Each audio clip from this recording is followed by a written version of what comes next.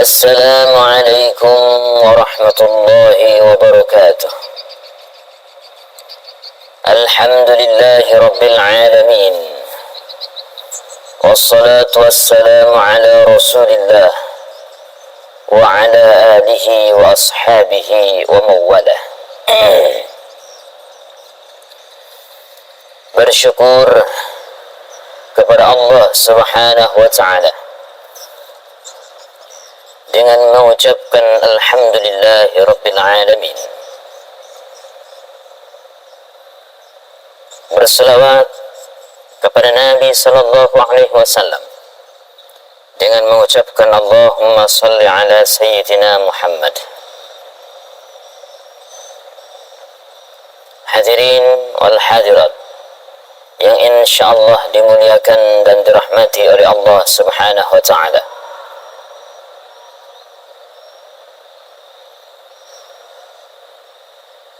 Di dalam kehidupan kita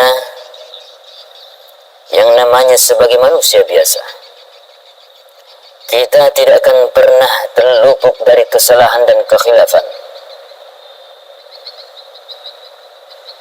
Sebagaimana Nabi sallallahu alaihi wasallam menyampaikan di dalam hadisnya, al-insan makanul khata'i wan nisyan, bahwa manusia itu adalah tempatnya salah dan lupa.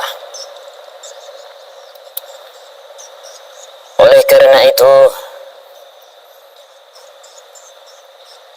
janganlah berkata kepada kehidupan kita bahwa kita tidak ingin beribadah kepada Allah dikarenakan kita belum bersih dan suci dari segala kesalahan-kesalahan yang kita lakukan di dalam kehidupan kita. Justru kalau kita merasa melakukan kesalahan-kesalahan, justru kita memperbaikinya dan kembali bertaubat kepada Allah.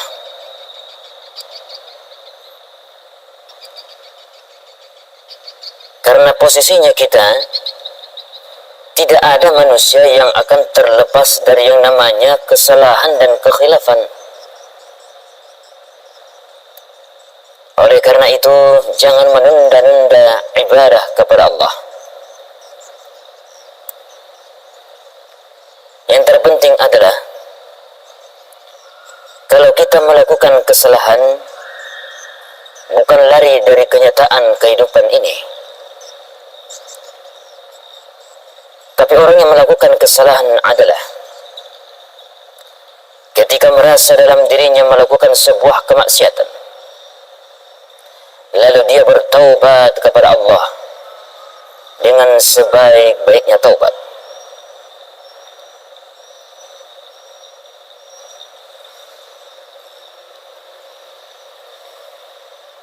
Manusia yang terbaik adalah yang menyadari kesalahannya, kemudian memperbaikinya, kemudian tidak mengulang-ulang segala perbuatan kemaksiatan yang dilarang atau yang dibenci oleh Allah. Itulah sebaik-baik manusia yang insyaallah senantiasa mendapatkan cinta dan kasih sayang Allah. Oleh karena itu, marilah saudara-saudara, barangkali di dalam kehidupan kita pernah melakukan kesalahan, entah kesalahan kepada sesama atau lebih-lebih kesalahan kepada Allah. Namun ingat, kesalahan kepada Allah itu sangat mudah dihapus dengan betul-betul bertaubat kepada Allah, maka selesai persoalan kita dengan Allah. Artinya, dosa kita kepada Allah insyaallah akan diampuni Allah. Tapi ingat, ada satu kesalahan manusia yang walaupun kita menangis darah di hadapan Allah, akan tetapi Allah tidak akan mengampuni kesalahan atau dosa itu. Kesalahan yang manakah itu? Apabila kita melakukan kesalahan kepada sesama manusia. Syarat bertobat kepada Allah dengan kesalahan kepadanya adalah dengan mengambil air wudu, kemudian melakukan salat sunnah taubat. Setelah itu kita berdoa memohon ampun kepada Allah. Maka insya Allah, apabila tulus dari hati kita memohon ampun kepada Allah, Allah akan memberikan ampunan itu. Akan tetapi, jikalau kita hanya bercanda, tidak melakukannya bersungguh-sungguh kepada Allah, maka barangkali ampunan Allah tidak akan datang kepada kita. Dan syarat untuk bertaubat atau agar kesalahan sesama manusia diampuni Allah ada dua. Yang pertama, meminta maaf kepada orang yang pernah kita tempati melakukan kesalahan. Nantilah ampunan Allah akan datang kepada kita apabila dimaafkan kesalahan kita kepada orang yang pernah kita lakukan kesalahan tersebut. Kalau dia belum memaafkan kita, maka berusahalah kita agar dia memaafkan kita. Karena kenapa? Kita tidak akan diampuni Allah apabila kita tidak mendapatkan maaf dari saudara kita. Akan tetapi, orang yang ditempati bersalah juga harus memiliki hati yang baik, memiliki akhlak yang mulia, memiliki akhlak yang terpuji. Bukan justru ketika orang lain, orang yang pernah melakukan kesalahan meminta maaf, lalu dianggan untuk memaafkan.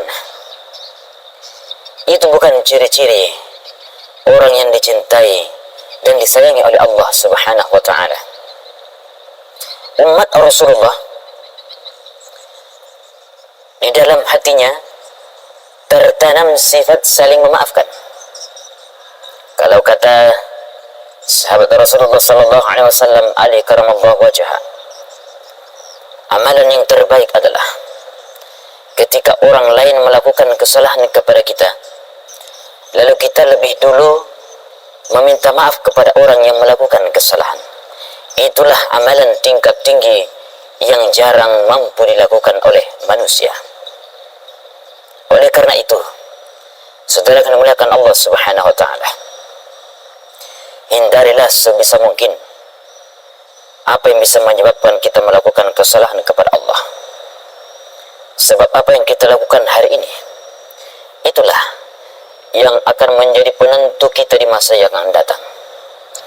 Kalau insya Allah hari ini kita senantiasa menanam kebaikan, menanam amal kebajikan, maka insya Allah suatu hari, suatu saat kita akan mendapatkan kebaikan-kebaikan pula. Akan tetapi jikalau hari ini kita senantiasa menanam keburukan, maka yakin dan percaya suatu hari kita akan mendapatkan keburukan-keburukan di dalam kehidupan kita. Atau paling tidak kita tidak mendapatkan di dunia, maka yakin dan percaya Allah akan memberikan ganjaran itu pada yaumil akhirat nanti. Dan barangkali kita bisa menghindari sebisa mungkin melakukan kesalahan-kesalahan, baik itu yang besar maupun kesalahan kecil kepada sesama manusia.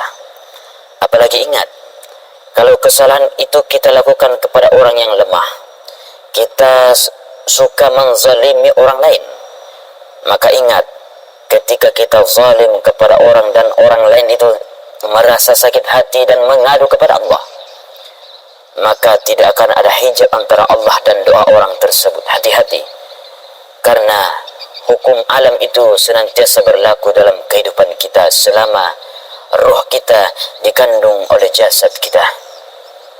Oleh karena itu, mari berhati-hatilah dalam menjalani kehidupan di dunia ini. Mudah-mudahan kita saling memaafkan apabila kita pernah melakukan kesalahan kepada sesama manusia, dan dan memohon ampun kepada Allah apabila kita pernah melakukan kemaksiatan di dalam kehidupan kita.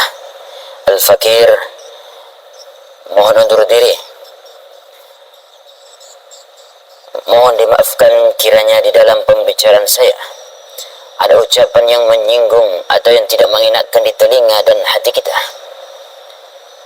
Terima kasih. Wassalamualaikum warahmatullahi wabarakatuh.